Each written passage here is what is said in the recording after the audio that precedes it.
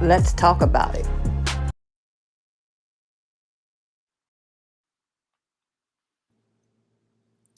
Hey, everybody. Happy Monday. It has been a wonderful Monday. We are so glad that you are here with us. Welcome to the spinoff from Have a Seat in My Chair, Beauty Industry Talks with Wanda, to Let's Talk About It with Wanda. Here we meet every Monday at 6:30 p.m. Pacific Standard Time, 8:30 p.m. Central Mountain Time, and then 9:30 p.m. Eastern Standard Time. And we're here to have a wonderful conversation with a very dear friend and brother of mine. I'm so elated. You guys have no idea how elated I am to have my very good friend and brother here with me this evening, Mr. Harold Leffall. I said Mr. Harold Leffall, who is just phenomenal in his own right. He is he is an author a few times over, a wonderful father. He was a millionaire. He's a TV personality and now a YouTube sensation. He is a speaker. And I'm going to let him tell you about himself. But we're so happy to have him here tonight as we talk about his faith and his healthy lifestyle and how that has changed his life. But Harold, I'm so happy you're here. Please introduce yourself and tell the people all about you. Well, sis, I'm just so honored that you would have me on your show. I'm just so honored to be here with you. You know, you have been such a pivotal part of my journey. And I know sometimes you downplay it, but you've been a pivotal part of this journey that I'm on. And so just to be here with you tonight feels like a reunion. I feel like we're reunited like Peaches and Herb. It feels so good. Right. Yeah. But so where do I start? Well, tell them a little bit about yourself. Give them your bio, just Oh, a little bit all about right. yourself. Yeah. So, It's like some people might not know you like I do. right. Because you know me over 4 decades. So, Listen, so I grew up in Oakland. That's actually where I know Wanda from. That's where, so I grew up in Oakland. I grew up in what was called the hood. My grew up on welfare like so many people. My dad was a pharmaceutical entrepreneur, I like to say, not the legal kind. And I grew up just always just having dreams, even though we lived where we lived, I always had dreams of better. And even as a kid, every apartment we had, I would make my closet into an office and I would pretend like I was a businessman, and I would just allow myself to dream. And I didn't know where those dreams are going to take me. But I remember early on, I knew I just never wanted to work for anybody else. And so I was fortunate, you know, in junior high school, I was introduced to a program called Upward Bound program. yes, Yeah, yes. the Upward Bound, and that program for me was life changing. And it's funny because the only reason I signed up because back then they would give you $5 for coming every Saturday, so I was just coming for the money. But what it was a blessing in disguise for me because what it did was it introduced me to people who came from the same type of community that I came from, who had gone on to college and had gone on to be successful. Because nobody in my family had ever gone to college. So that was never a conversation that we had in my household. So that really opened my eyes to what was possible. Because I believe when you can see other people who are doing something, it expands your whole world. And so it was because of that program that I was able to eventually go to college. Not that I was really college material, because on my best day, I got a C. So I remember one time I was in, I think it was junior high school. I got one B on my report card, and my mother was so excited. And I was like, Yeah. don't get too excited, Mama, because I don't know if this is going to happen again. So, Or almost called you by your nickname. right, right. And look, and so I ended up getting into college, even though I had a very low GPA and a low SAT score. I ended up getting into college, went to Cal State, Hayward at the time, but now Cal State. What's it called? Cal State East Bay. Cal State East East Bay. Bay. Yeah, that's what it's called. Yeah. And it took me forever to graduate. My mother didn't know much about college, but she knew in 4 years I should have graduated, and I was still there around year 6. But I finally graduated, and thought my life was going to just take off because I had a college degree, and it didn't. What happened? Not, So what happened? nothing happened. I was looking for jobs, and I couldn't find a job. I thought a college degree was a passport, but it really wasn't. And it took me probably over a year and a half to get a job. And I was so embarrassed because this is not what I had thought. And the first job I got was with the housing authority that I grew up in. And my mother was proud because I had a good government job. My mom was so proud of me. I had business cards, and that was it. But yeah, and that job really is what led me into my dream, because I didn't like working there. I had a supervisor that didn't like me. And I remember hearing conversations of older folks who worked there that they were just looking forward to retiring. And to me, that just seemed like a very sad existence. And so this supervisor that I had, her name is Sharon Harrison Brown. She didn't like me. And she really, again, was a blessing in disguise, because it was because of her that I stepped out on faith and started my first business, which was Leffall Employment Agency, way back in 1996. And that business went on. I didn't know what I was doing, didn't have any money. My credit was bad. And that business went on to becoming a multi-million-dollar business, not because I was smart, not because I knew what I was doing. It was just all God's grace. That's amazing. So you went on, this little boy who made an office in his closet and always knew that I really don't want to work for anybody, but I'm going to go along with the status quo of how everything's supposed to go. Right. All of our friends were going to college. A lot of our friends that we went to junior high school with went to that Upward Bound program. I might be the only one that didn't go to that Upward Bound program. But Pam, Dana, Carl, Freddie, Carl, all of them were in the Upward Bound program. And then from there, it's preparing you for college. So, of course, the next step is for me to go to college. As parents, we've always felt like that our child is supposed to go to college. As a matter of fact, I told my children, somebody in this house got darted, got dogged. Somebody in this house is going to college, right? And you're going to a HBCU. I just need you to know that, right?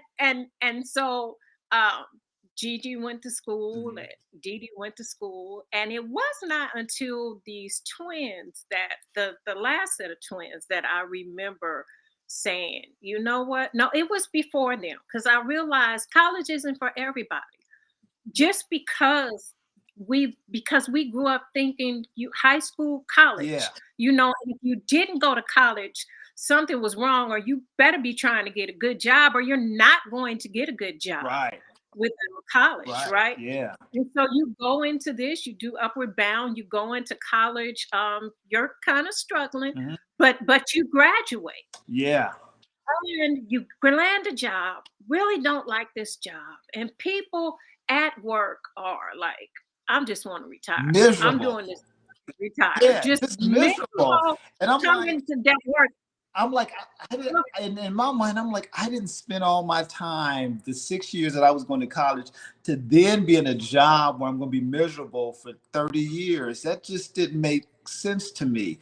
But that was the formula. That's what people did. And I just couldn't imagine living that way. And so, like I said, in retrospect, I'm so grateful for that supervisor who made my life miserable. And I think sometimes we have to be pushed out of our comfort zone in order to move into our destiny. And it can be a very painful and unpleasant place. But that's what I needed. I needed a supervisor like that, because I'm like, you know what? I'm just going to try. there has to be There more has to to it be than more. this. Yeah. And my mother was So not tell happy us about about it. that. Wow, that you left that Oh, good my mother was government job. not, no, my mother was not down for that. My mother was like, how, You done lost your mind. your complete mind. You, Your whole you know, complete you mind. got this good government job. And I'm like, Mom, I just want to see. I just want to see what might happen. And it was my dad who kind of gave me the okay in his own kind of way, because my mom tried to get in his ear. It was like, this boy trying to start a business, and then my dad said, well, he's done all right so far. Let's see what happens. And that is what I needed. I needed just to hear needed to hear somebody say that. And then, and then once it happened, once the business, grew and flourished, everybody was like, oh, I knew you could do it. No, they didn't. No, they didn't. Right. They were scared. They They were were scared scared. to death. Oh, Father, what's gonna happen? Right. So you started the employment agency. Tell us about the employment agency. What happened ultimately with the employment agency? So, the first year of the business, I the first 6 months of the business, I didn't know what I was doing, because I thought I'm gonna start this business, because I knew God had given me the vision for this business. And I thought that it was just gonna blow up immediately. Well, 6 months after I started it, I started losing things. My house went into foreclosure. My car got repossessed. I ended up filing bankruptcy. And that was one of the lowest points, because I was like, I'm standing out here on the ledge. I'm like, God, where are you?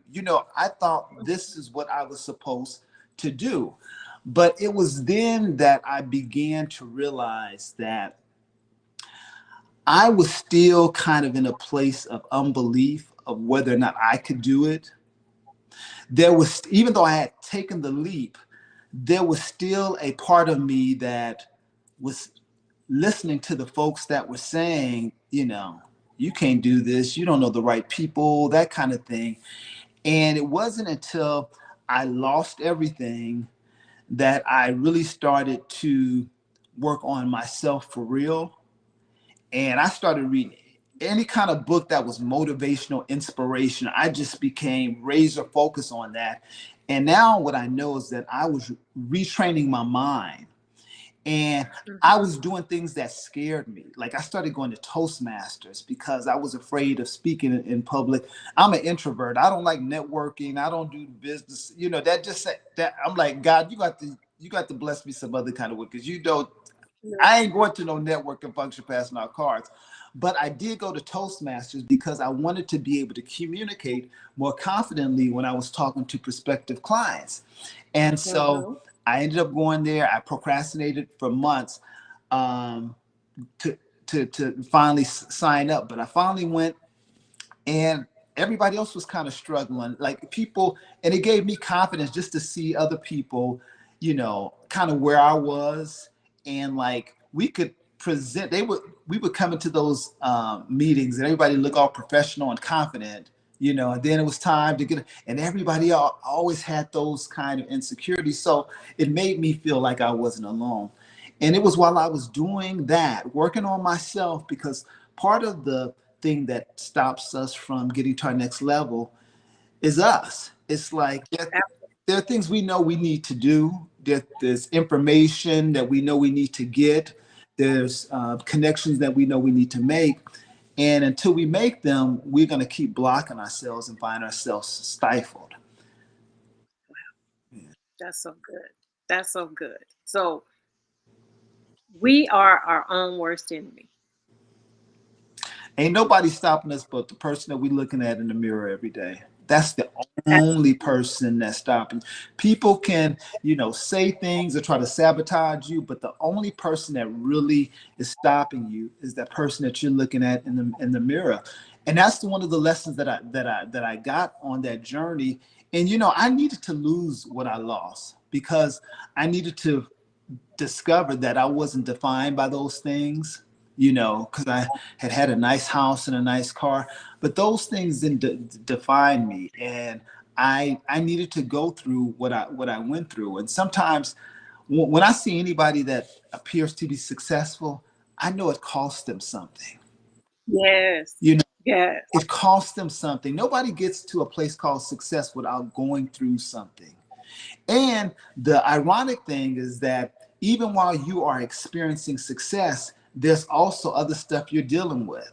So life is just not all about, oh, I got all the success and you don't have other things that are happening. I remember at the peak of Leffall Employment Agency, while when I'm in magazines, I was in Black Enterprise, Entrepreneur Magazine, and everybody's looking at me like, oh, he's, doing really well. While at the same time, my mom was struggling and we didn't know what was wrong with my mom. And so, Mhm. and my mom was my why. My mom never really got to enjoy the success that I had because she was going through what we thought was depression, but turns out she had been having like many strokes for several years that caused her to become a different person. And Mhm. so here I am having all this public success, but a lot of personal pain and trauma. Yeah. Yeah. Yeah. Um, and people don't realize that even what's going on behind the scenes affects you as well. And I want to go back just a little bit because um, you said that the only person that can stop you is you. Mm-hmm. And oftentimes, the last person we look at the reason why we're not successful, the reason why we haven't accomplished those goals, the Mm-hmm. reason why we haven't stayed focused on that vision, we're the last person that we look at. We blame it on people, we blame it on places, we blame it on things. Well, I don't have the money, or Right. I don't have the time right now, Mm-hmm. or I don't have the education. Mm-hmm. I don't have what other people Right. have. I'm not as smart as other people when all of that's coming out of your mouth. This And narrative you're creating. yes, yes, you're stopping yourself. Ain't your mama, You're ain't your daddy. it's not. It's nobody but you. And like you said, you had to change your focus. You started getting all the motivational books, anything that could keep you inspired. And guess what? I know that when you were reading those books, you weren't just taking it in. Some of those things you would read and you began to speak them out. Yeah. And as you began to speak them out, things begin to change and happen because of what we don't realize is we live in, you'll hear me say this, we live in a voice activated kingdom. People Mm, don't realize that, but yeah. nothing happens until you speak it out. That's I don't know if people realize they say something and then it happens. Yeah.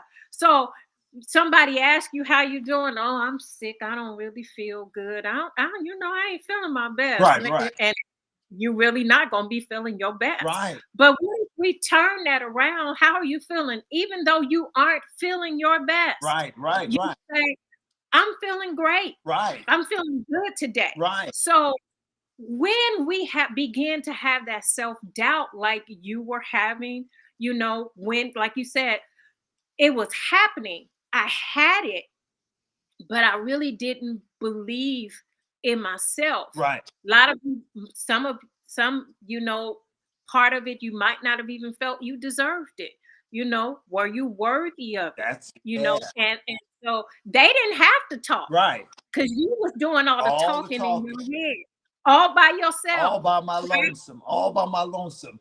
And Wanda, that is so true about speaking those things, because when I was at my lowest point and had lost everything, I remember walking my son around the lake. He was probably about probably about two at the time. He was in a stroller, so maybe about two. I'm walking him around the lake, and I had gotten this idea, thought, whatever you want to call it, that I was going to get $1 million contract. Now I'm fresh out of bankruptcy, lost my house, then lost my car, and this thought came to me, and I was like, $1 million contract. And what happened was, I was in such an open place that I was willing to believe that that was possible. I was willing to believe, and I was so willing to believe it that I didn't need to tell anybody else for validation. I didn't need to tell anybody else for validation. You know how sometimes you have a dream, an idea, God to give you something and you want to share it with someone and you want to tell them. And sometimes because it's not their vision, they will tell you all the reasons why it can't happen, won't happen, ain't never happened. You know, those kind of things. I had grown to a place because I was doing my work on myself. Because at that time, I was going to the library like almost every week on 65th and East 14th. They had a library right on the corner. No, that's not right on the corner across 67. from the computer. Yes, 60. Yeah, 67. I was there with my library card, checking all any kind of book on mindset or personal development. I was just and I was reading the stories of other people, and realizing one of the threads that was common is that everybody had gone through something. Everybody had gone through loss and setbacks, and and those setbacks didn't define them. And I think a lot of times when we have setbacks, we think that defines us. No, that is a building block for you. That is your launching pad.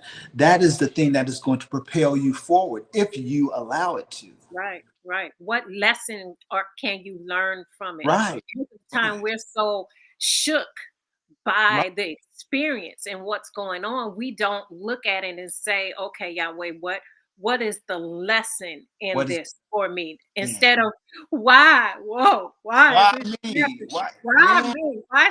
No, what is the lesson that you're trying to teach me? What is it that I need to learn from this so that I can grow and I can do things better? And better. so here you are, you hear millionaire, well, $1 million contract. You say it Mhm. out loud. What Yeah. happens, Harold? What happens? So, so then 8 months pass. I'm still working on myself, and still things are starting to get better. There was a point, you know, when I was going through my financial drought where, I had to sell my clothes. I'm eating top ramen every day. But as I'm working on myself, things are slowly, gradually getting better. And then about 8 months pass, about 8 months, and I get a call from this guy. His name was Mark Unger. And Mark tells me he had been hearing about my company from all these different sources, and he wanted to know if I'd be interested in partnering with his company, which was a much larger company, on this big government contract that they had with the county. And I said, okay, I'd definitely be interested in discussing it. And he said, well, it's a pretty big contract, and we need to make it happen quickly because the person that they had been negotiating with, that deal had fallen through. And he said the contract was pretty big. It could mean $1 million for your business for 3 years. I was like, "What you say, sir? What? Huh? Say that again. Say that one more time." And the interesting thing about it, Wanda, is that he had told me he had been hearing about my company from a variety of different folks. And he's like, your name just keeps coming up. Now, mind you, I ain't networking, I ain't pay, I'm not doing any of those. I'm working on myself and I'm listening to God. When God tells me to do something, I am doing it and it's making me uncomfortable. And when I tell you that was a season of just being uncomfortable because God was sending me to places I didn't want to go, doing things like going to Toastmasters that I didn't want to do. But, um, they say that God will make your name great.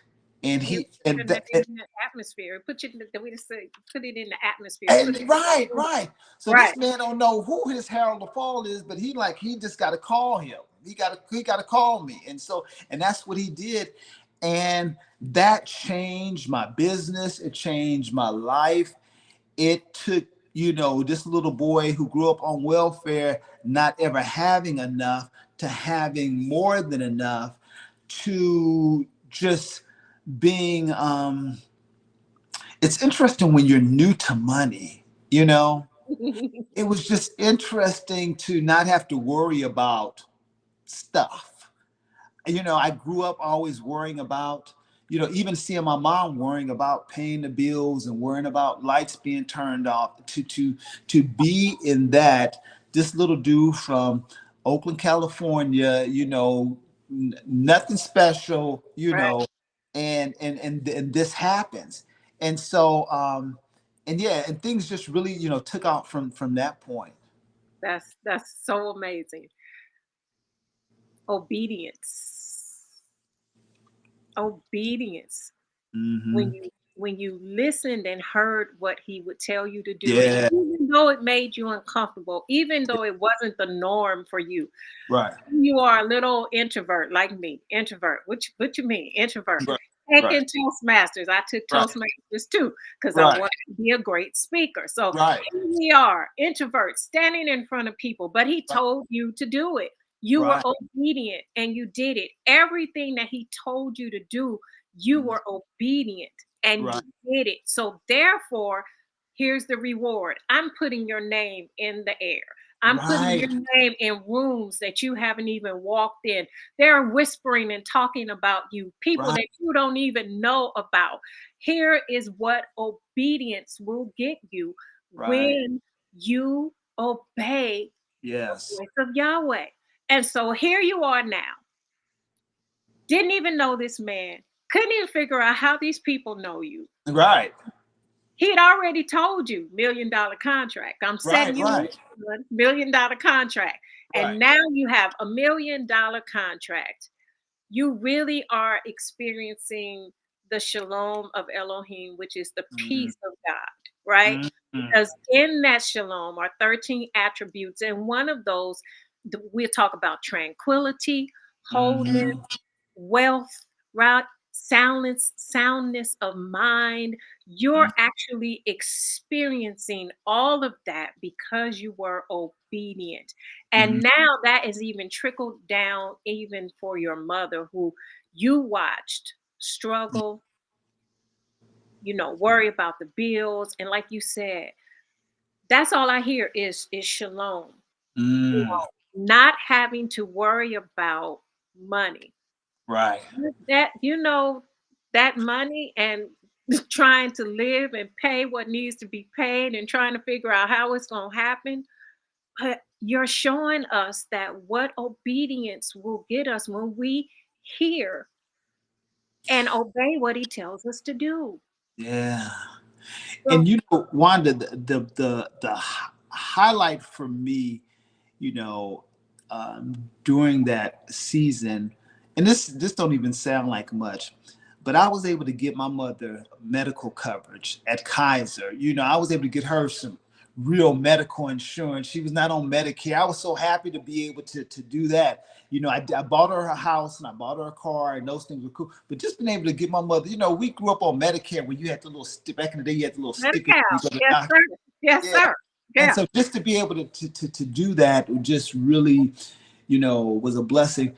And another thing that I was really happy about during the Leffall Employment Agency era was the fact that I was able to really help so many people get jobs that they didn't think that they could. Like, there's still people who work for the city and county who I placed on jobs that they ended up becoming permanent employees. And one of the things that I always looked for, and Connie, who I went to school with Connie, junior high and high. No, did Connie go to junior? Yeah, junior high and high school. Connie Penix. She was Yes. yeah. Connie was my operations manager for many many years. You are kidding me. Yeah, I never told you that. Yeah, No. yeah, Connie. Yeah, Connie was, Connie Mohammed now, but back then she was Connie Penix. She was my operations manager, and she really helped me take my business to the next level. And here's how I ended up, hiring Connie as my operations manager. I had placed her on an assignment, and she did so great. The client kept calling and telling me about Connie and this and that. And I was like, Connie, you know how when you're familiar with people, you sometimes don't give them enough credit. And that's how I Right. was with Connie. Right. And so Connie ended up coming on as my operations manager. And one of the things that we were really good at doing was identifying people who had ability but not necessarily the skills. Okay. Because you can train people on how to do a job, but if they don't have the right attitude, personality, so we were able to put people in positions with the county and the city who may not have had all the administrative skills. Like this one lady that I'm thinking about, she had worked only in retail, but she had a great personality. She still works for the county today, but she got the job because we saw something in her, and we were able to do that with a lot of people who later on, like years later, have come to me and tell me that, we had a small part in changing their career path and their future. So that really was a blessing to be able to, have that kind of impact. And see, Yahweh knew that. Yahweh used you as a tool, you Hmm. know, even then to change lives. And what an amazing gift it is to Hmm. see beyond what you can see. Uh, Yeah. Sometimes we will hire people based on skill Hmm. set, and their personality and character is shot. Right. It makes them difficult to work with. They might Mhm. have the skill, they might have the education and the knowledge, but can people work with you? Are you a Right. team player? Are you going to be an asset or a liability? It Right. doesn't matter if you have the skill set, but Right. if your character and your Right. personality and your mindset is making you Right. a liability, then you're a detriment to the Right. company. And you guys had the ability to see what Yeah. others didn't see. Yeah. Anybody can be trainable. Right. Absolutely. Do you want to work with them? Right. Exactly. That part, Yeah. right? Yeah. Yeah. So let's talk about something, because you said with success comes some things, and a lot of times people don't count up the cost, and you have to go through some things. Mm-hmm. And Harold, you've gone through some things to be as successful as you are. And then even as I look at your life, each issue or circumstance that you've gone through has taken you to another pivotal point. It's like stair steps to where Yahweh wants you to be. But you did have to go through some things. You've had some dark times in your Yeah. life to Yeah. get to this place of success. And one of those first things was your mom. Yeah. So, my mom was my why. And so my mom passed suddenly in 2003. I had had Leffall Employment Agency for 7 years. I had just bought my mom a house in Las Vegas. So we were moving to Las Vegas because we were still under the impression that my mom was going through a depression. And so she has two brothers in Las Vegas. So I thought moving to Las Vegas might be beneficial to her to be around her brothers. Mhm. And so I ended up moving there. And 6 weeks after we got there, my mom had a massive stroke and passed. And for me, my life just felt like, why am I here? Because I'm a mama's boy. Everything I did was to make my mom proud, happy, comfortable. And so when she was no longer here, I didn't even realize how much I was deep in a depression for a long period of time. I just couldn't get it together. Mhm. And so after my mom passed, I ended up staying in Las Vegas for about a year. Then I moved to Atlanta. Mhm. And I got real lost in Atlanta because Atlanta at that time was a place where everybody seems like they have it together and everybody is connected. And I'm just a boy from Oakland, California. I don't know nobody here. And I couldn't get my bearings in Atlanta. And I was there for like over 10 years. Wow. For over 10 years. And I was doing different things, but it just really wasn't me. I was acting in movies and shows, but I was just kind of going through the motions of life. And I just um I, ju- I didn't realize that it was depression, because depression looks differently for different people. Absolutely. Depression could be, you self-sabotage or you're just not motivated. It's not necessary that you're crying all the time and you're looking sad, because I didn't look sad, but Mhm. I was, dealing with a lot on the inside.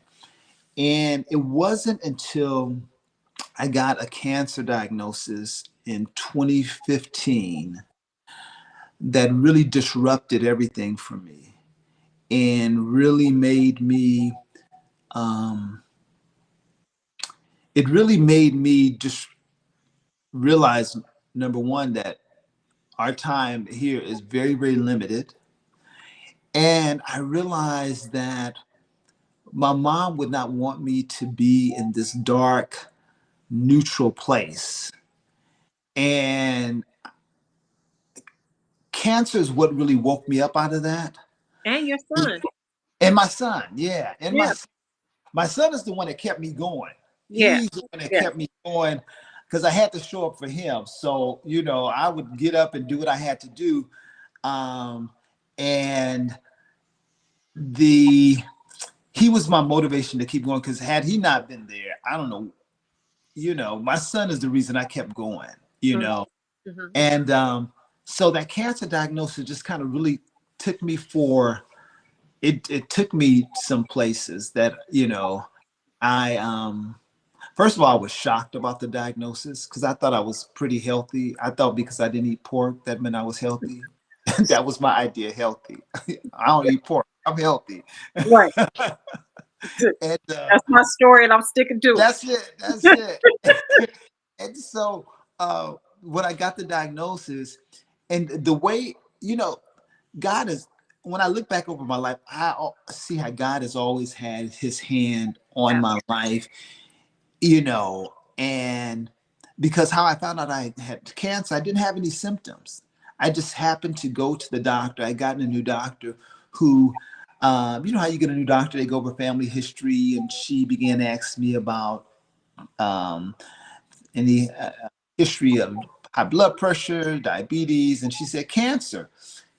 And I thought my dad had mentioned, this is how infrequently we were talking, but I could have sworn the man told me he had had cancer, prostate cancer. So that's what I told her. I said, oh yeah, my dad said he had prostate. But my dad was so nonchalant about stuff. So he just said it, but like in passing, like, no big deal. I had prostate. So I told her, my dad said he had prostate cancer. So that's what prompted her to test me. And I didn't even know she was testing me. And I got a call from her about a week later, and I ignored the call. You know how brothers we be doing. We just be taking our health for granted. I'm like, what's she calling me for? So I ignored the call for a couple of weeks. Then finally I called her back. She said, I've been trying to get in contact with you. She kind of had like this panic in her voice. And I was like, what's up? She said, well, your test came back abnormal. I'm like, okay, what does that mean?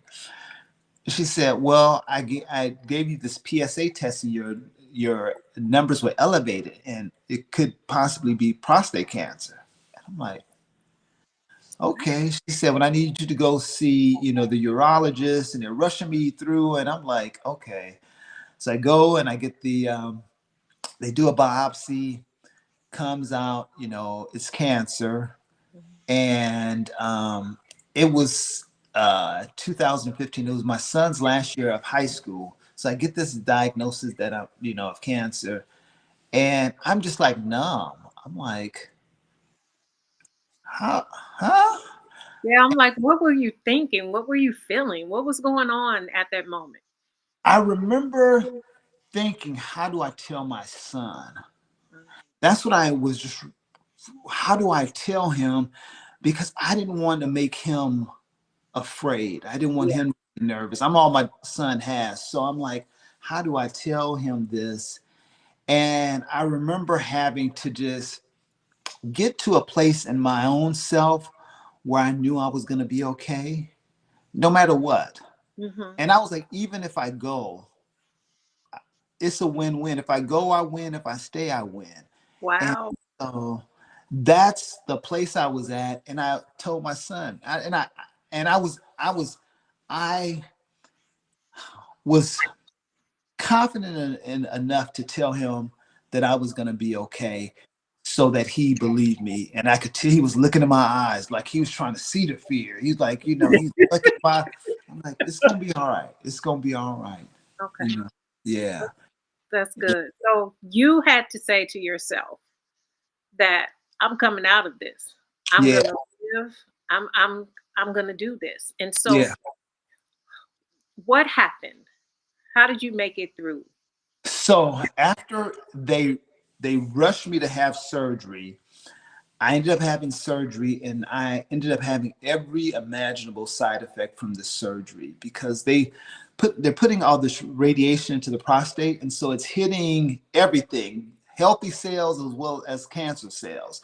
So I felt like my body had betrayed me. So I ended up having erectile dysfunction, I had incontinence, and I was in severe pain for about a year. I would go into the bathroom and just be screaming because the pain was so intense.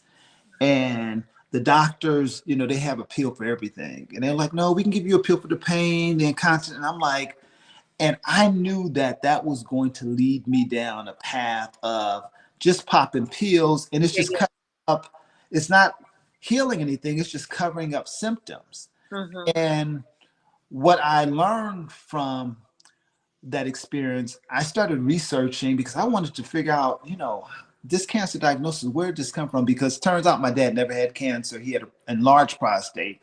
Nobody in my family had ever had prostate cancer.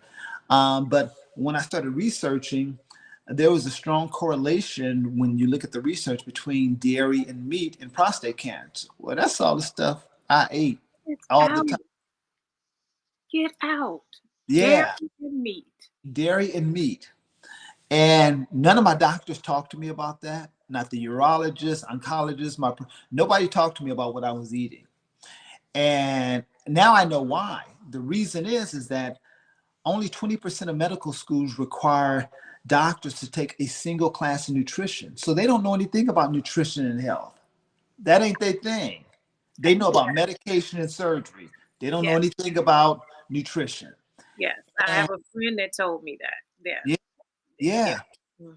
And they don't talk to you even about lifestyle, like stress. Like the 2 years prior to me being diagnosed, I had experienced a severe financial downfall, and I was stressed about money again. So here I am, I'm eating what I'm eating, and then I'm stressed out. So that's the perfect recipe for any kind of ailment. It may not be cancer, maybe it's high blood pressure, diabetes, but when you match those two things together, that's a recipe for disease. Disaster. Yeah, disease, disaster, all of Yeah, it. Yeah. yeah, So yeah. you start researching. You I you started. start researching because you're like, I can't do all this medicine. If I I start ain't doing doing all it. these pills, I ain't doing it. If I start doing all this leads to people because we know people that have been popping pills for forever and nobody's getting any better. And we realize they only give you something to keep you coming. Keep you coming. Just be honest. They give Right. you something to bait it and keep you coming. And you're like, yeah, that's not the lifestyle for me. Yeah, So we yeah. got to do something different. So you started researching. I started researching while I'm wearing Depends diapers. Get out, Harold. I'm wearing Depends diapers. And I'm like, but I'm believing that based on what I'm reading, I'm seeing people who have been able to heal their body. And fortunately, I had come across an herbalist who worked with folks who had cancer. And one of the things she talked to me about is natural ways of healing the body. And she started telling me about supplements and different foods to eat and talking about stress. And I started slowly changing the way I ate. Now, it wasn't an overnight thing. I didn't, just stop eating meat and cheese overnight. It was a gradual process because we are oftentimes addicted to that stuff. And there's a reason why, because they put stuff in there to make it addictive. So, Right. for me, it was a gradual process. But once I really got it in my mind how everything that we're putting in our mouth is either fighting disease or feeding it, it made it easier for me to stop eating those hamburgers and eating all that ice cream, because I used to love ice cream. That was a major staple.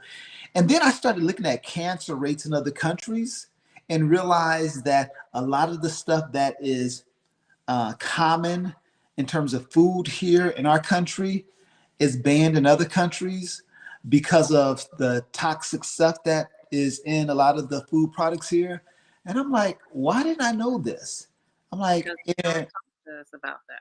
yeah, because when we grew up, they used to tell us milk does the body good. It does. Milk does the body good. We got commercials about ding dings and ho hos and ding Yeah, dongs and zingers and you know right, cake and all this stuff and sugar fruit loops and uh, right, sugar smacks and good. right, Yeah, that's what we fed our children, what we were fed. So why right, would they do that? Because if they do that, now they'll tell you, that cereal, their Fruit Loops has some of the 8 essential minerals and nutrients, vitamins, and A, B, and C that you need.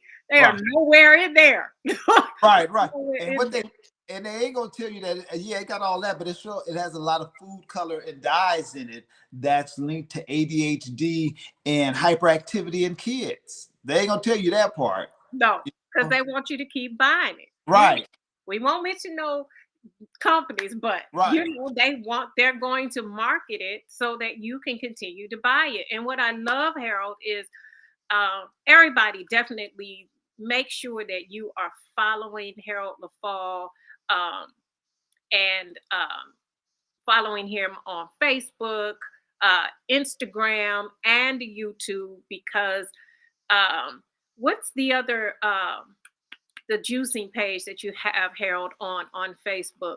TikTok. Because Oh, the juicing group. yeah, is it Um, a juicing group, or do you just do that? You do some on your page where you will show us the foods, because I've seen the oh video yeah, where you oh show yeah, us the foods that are banned in right, other countries. yeah, And that's why I want people to follow you so they can see it, because you have shown us yeah. here's the foods that are banned in other countries, but we still sell them here. Give us a few of those, some of Hot those foods. pockets, Hot hot pockets. Why was I just thinking about the hot pocket? pockets. Hot pockets, Fruit of Loops, gum. There's an Gum? ingredient in gum like Bubblicious gum and the bubble gum that we feed our kids. They have it's BHT, which is a preservative that's linked to cancer. That's in gum here.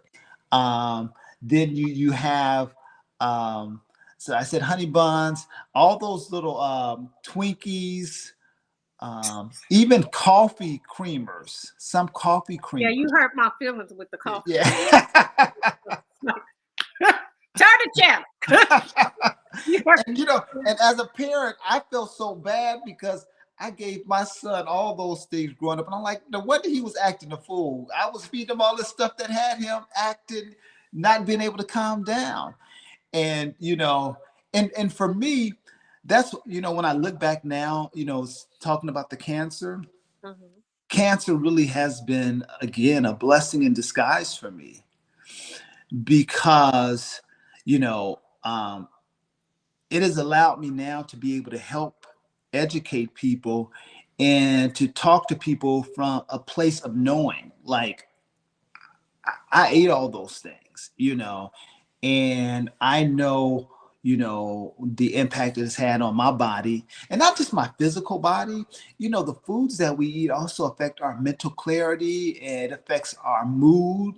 So a lot of the stuff that we eat may be making us more anxiety ridden and depressed, you know. And again, we just don't know what we don't know. Absolutely. And everything we do is around food. We socialize around food. We grieve around food. We romanticize with folks around food, you We know? do. We Yeah, do. If we're sad, we eat. If we're yeah, happy, we eat. We're yeah. hungry, we eat. Yeah. Sometimes we're not even hungry, but We, we're still eating. we, Everything we do is based yeah, around food. And I've realized over these past few years that a lot of the hair and scalp issues that I see, Harold, are mm, based upon what we are eating and our gut health. It is yeah. the hardest thing for me to get people to understand Hmm. that whatever you take in, Yeah, whatever you ingest, whatever you're thinking, however you're acting, it all affects your follicles and yeah, your hair and scalp health. yeah. So you have been on this journey, Harold. You have since being healed from cancer. Yahweh, Almost 8 years now. almost 8 years. Yahweh be praised. Yes. Healed from cancer. Hmm. Changed your lifestyle because you realized it's in what I'm eating. Don't Hmm. want medication. So and I'm a strong believer that whatever it is, Yahweh made it in the earth. Yeah. It's in the earth. It's how we eat. And Hmm. he created all these plants and Hmm. vegetables and Right. fruits and herbs to Yeah. keep us healthy. We Mhm. need to eat them, right? Yeah. And so you started this healthy lifestyle that changed your life, and you realized how it changed your life and how beneficial it was. And then Hmm. you began this journey to educate others. And daily, Harold, I'm watching people that are now you have everybody. You started with the black seed Yeah. the black seed pills and supplements and the sea moss supplements, and then you started juicing.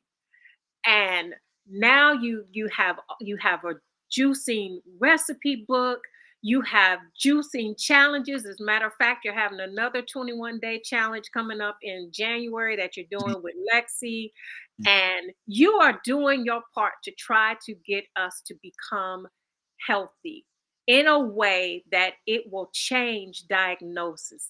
It Yes. will reverse, uh, Yeah.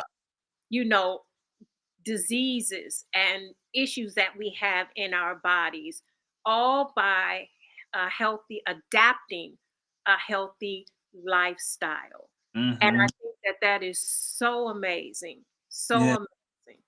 Well, you know what, Wanda, I have to give you some credit right here because you are a big part of that, and here's why. So I mentioned when I was in Atlanta, I was lost. And I ended up moving back to California in, I think it was 2016. Yeah, the year my son graduated from high school, 2016. Moved back to California, and I thought I was moving back there to be closer to my dad, just because he was getting older. And I had gotten a job as the executive director of a nonprofit in California, so that's what took me back. And because by this time, all that money I had had before, that money was gone.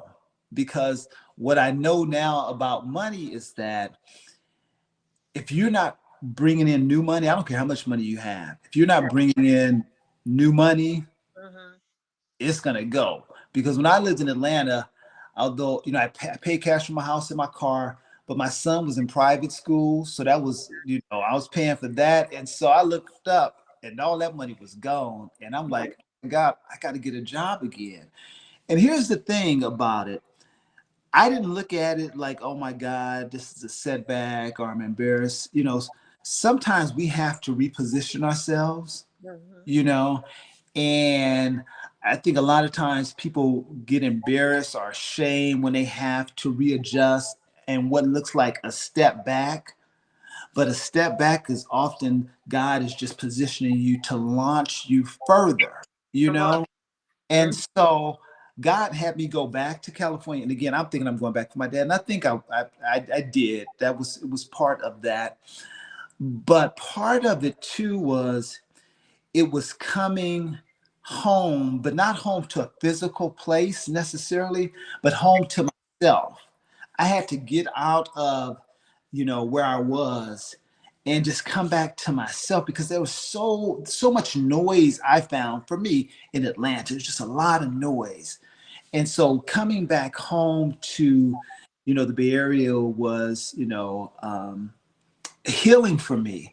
And it was there that I was still trying to figure out what do I do with my life. I had taken this job at this nonprofit as their executive director, but I knew that that wasn't my purpose. That was just in the meantime. And this is what I'm doing in the meantime. This is what brought me home. And I remember having this idea. I said, I want to do something to empower people to let them know that they are enough. And I just had the idea, and as soon as I had the idea, I sent you a message, and I was like, and you came immediately to mind. I'm like, let me see if Wanda would do this with me. And I sent you that message. You said, okay. And you didn't even ask me no details. It's like, okay. And what I now know that is that the You Are Enough conference and that movement was really a message to myself, because as we were pouring into other people, it was coming back to me. And that's when I started to believe again in my dreams and aspirations. And that's when I started to have entrepreneurial dreams again. I hadn't had those in over a decade. And because we were going, and we didn't know what we was doing. We were going, and just doing it. And people were being encouraged and inspired and blessed. And they were telling us, and that ricocheted back on me.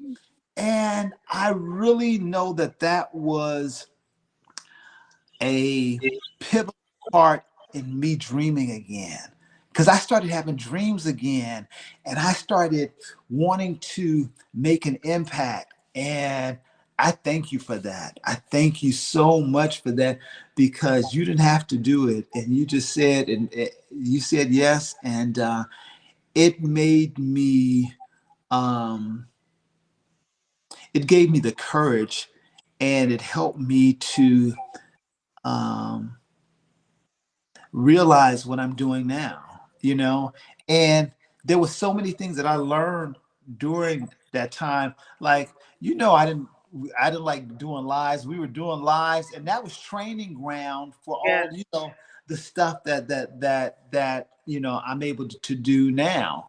And so I thank you for that. You No. have been such a pivotal part of this part of my life, and and from there I ended up leaving the Bay Area after my dad died in 2019 Yeah. again. Me. Yeah, I know. But I felt like, okay, now I need to go somewhere and start again. So I Mhm. moved to a place I had never been before. I never lived in Charlotte. Just I moved to Charlotte, ended up getting a small one-bedroom apartment for me and my son, because I wanted to conserve my money, because again, I didn't know how I was going to make money. What was I going to do? And that's when it came to me, the supplement company. So I started out just selling black seed oil, because that was one of the first things I started taking when Mhm. I had my diagnosis. And I started that because I knew that if I didn't know about it, there were a lot of other people who didn't know. And so I took my money, invested in that. I'm nervous. I'm like, Jesus, what if this don't go? What? What is And that going to do? Yes. and here's the grace of God, a blessing in disguise, because the same month that I started my company with the black seed oil, we had a pandemic where everything was shut down. And at this point, everybody's concerned about their health, and Yes. everybody's looking for alternative ways to boost their immune system. And black seed oil helps to boost your immune system. So Yes. my business just took off. Yes. And that's a God thing. I Yes. can. Your whole life was orchestrated Right, right. by him. Yeah. You're the only person I know can to just get up and go somewhere. Right, Just right. pack up and move. And Right. it worked. Listen. I don't know where I'm going. And I'm it moving. works, right? But your life has literally been your steps. We say my steps are ordered. Literally, your steps were ordered by him. And this is what you don't know. I was a Mm, severe anemic. mm, I started taking that black seed oil. mm. I'm not anemic anymore. Wow. And it didn't take it a long time to turn around. I Mm, had no idea. And, got ready to do a blood test. mhm. You're not, I said, you need to check that again, ma'am. Check that again. Because I know I'm severe anemic. Right, right, right, right, Like as low as anemic could be, that's what I right. was, That's what right? you. Chewing on ice and everything. Wow. Nowhere to be found. Wow. Nowhere to be found. So see, you are changing lives, and let me just say this. Being a part of the I Am Enough movement Mm, changed my life. I Mm, still, I was so proud to be a part of it. mm. I so looked forward to every week when we came on and got together and would tell people that you are enough.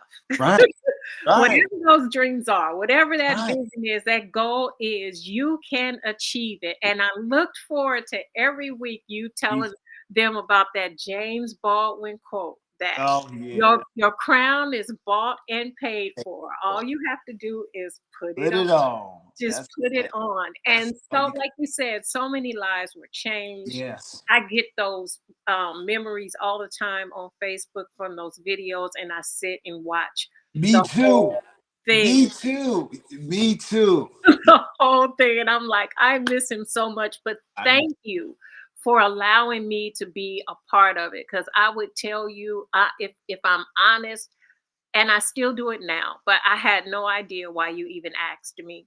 mm, Um, I felt like I have nothing to say to anybody. But as we began to talk, it would just flow. And I right. didn't realize I had so much to give. Yes. And Yes. some of the confidence that I have now, Harold, is because you allowed me to be a part of that. And when I see you, I'm so proud. I'm like, that's my friend, Harold Leffall. And you guys, the reason why, do you know why I call myself Wanda L. Floyd? Because Harold called me Wanda the Amazing, The the Wanda L. award Floyd, winning. the Indeed. award winning. That's, Wanda L. that's Floyd. right. And I took that and it stuck. I loved it.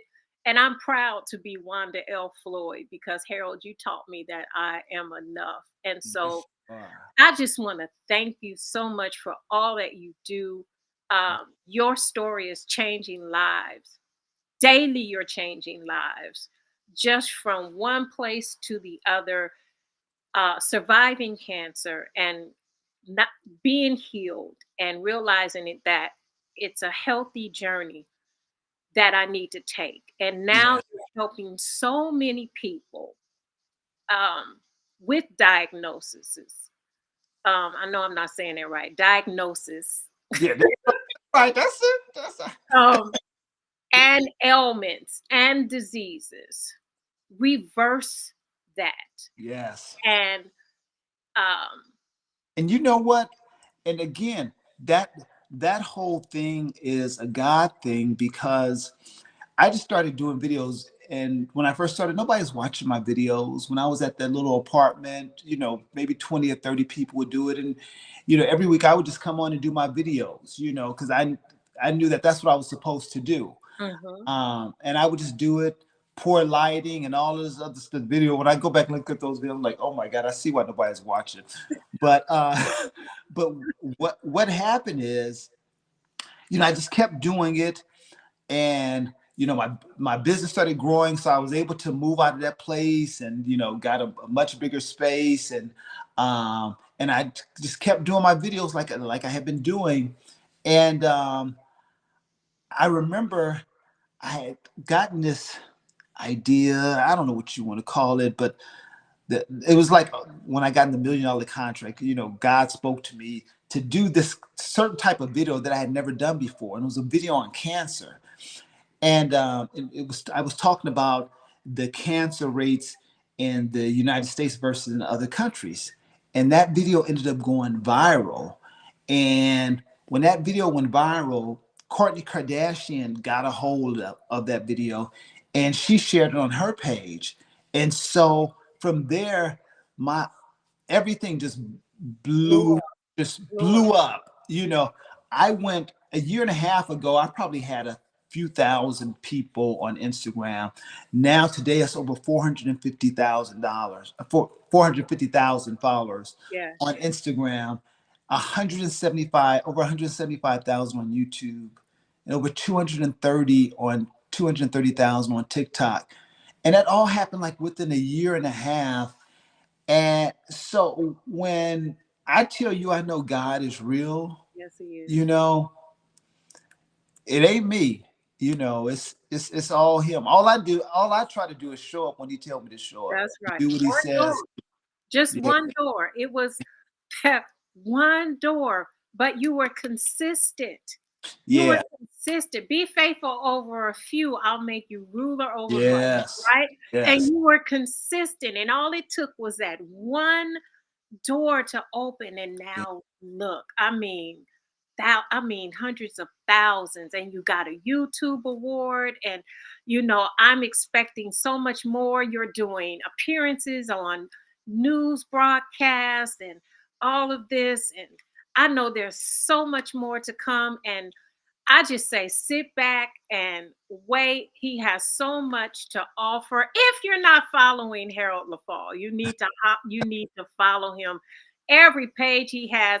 Harold, tell them where they can follow you and get all of your information so they can be a part of this healthy journey. Because if you're struggling with any ailment, any disease, if you're having issues with your body, your hair, I promise you, some of Harold's supplements and even this juicing book that he has, and even this 21-day challenge that's coming up in January, I am going to join Harold because I got to do some things. Now, Mm. I want to be around, I want Yeah. to be healthy.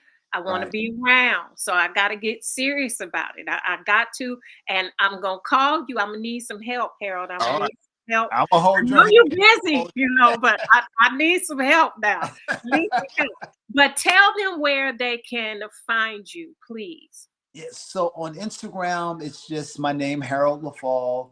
On YouTube, it's Good Living Now with Harold, and on TikTok, it's the Juice Guy 30 80 54 54. I think. Yeah. And wherever you go, if you go on Harold Leffall on Facebook, you can find all of his social media platforms. If you go Or on, my website, yes, the Good Living Now. If you go to my website, you'll be able to find all of them.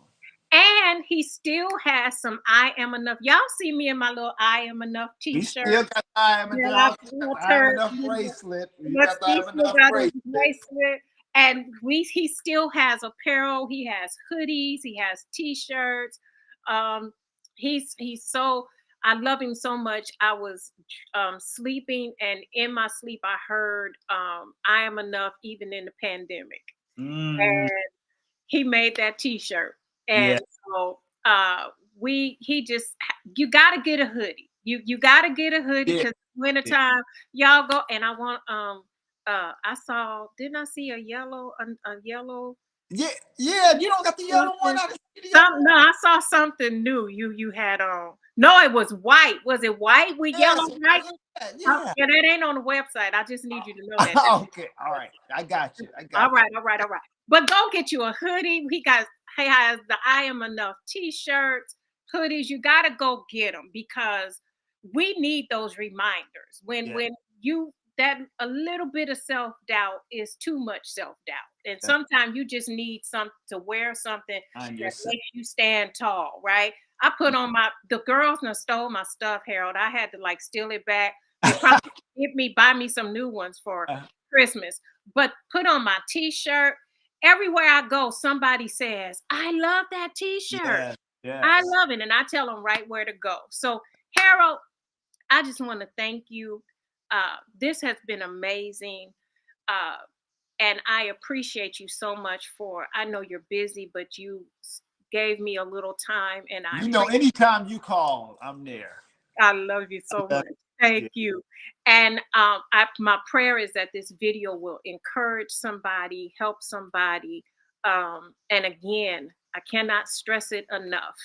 If you're having any health challenges, please follow Harold. Go to the website, get that book. And he has other books on there if you just need some encouragement. There is a don't we have a I Am Enough book as Mhm. well with I'm daily affirmations in it that you can get to help you whatever you need. It's available to you. You just have to make the step that's necessary to change your life. And you can start today. We want to thank you so much for being here. This is Wanda L. Floyd, and Harold Leffall. and you have been a part of Let's Talk About It with Wanda. We're here every Monday at 6:30 p.m. Pacific Standard Time, 8:30 Central Mountain, and 9:30 Eastern Standard Time. Each week we'll be here. We'll have a different topic. Next week we have the phenomenal David A. Burris, and he's going to be Woo! here. Yes, sir. He's going to be here, and he's going to talk up to us about how men actually view the women's or the woman's appearance, and it's not how you think. All right. So make sure that you are following Wanda L. Floyd, and you have liked and subscribed to my YouTube channel, and you've hit that bell so that whenever we go live, you will get the notifications. All right. It has been a pleasure being here with you this wonderful Monday night. Thank you for joining. Have a wonderful rest of your week, and we will see you next Monday. Take care. Bye-bye.